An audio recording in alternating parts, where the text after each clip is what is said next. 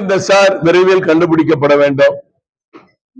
அந்த சார் யாருன்னு அந்த சகோதரி தான் இந்த வார்த்தையை வெளியில சொன்னாங்க.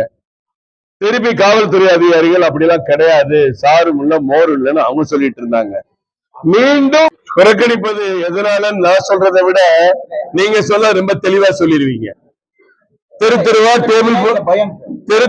டேபிள் போட்டு உட்காருவாங்க.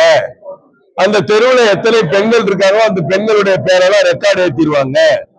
அவங்க எல்லாருக்கும் பட்டியல் போட்டு கொடுத்துருவாங்க.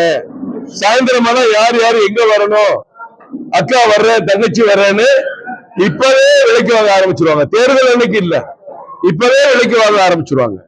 போன 2023 தேர்தலையும் இதே மாதிரி இடைத்தேர்தல்ல என்ன நடந்துச்சு? ஊரா தெருவா கல்யாண மண்டபங்களை பிடிச்சு உள்ள போய் அடைச்சு வச்சுட்டாங்க. அந்த சாப்பாடு தண்ணி கிண்ணி எல்லாம் அங்கதான். அதே மாதிரி திருப்பி இந்த தேர்தல் நடக்காது என்பதுக்கு எல்லாம் உத்தரவாதம் இருக்கா?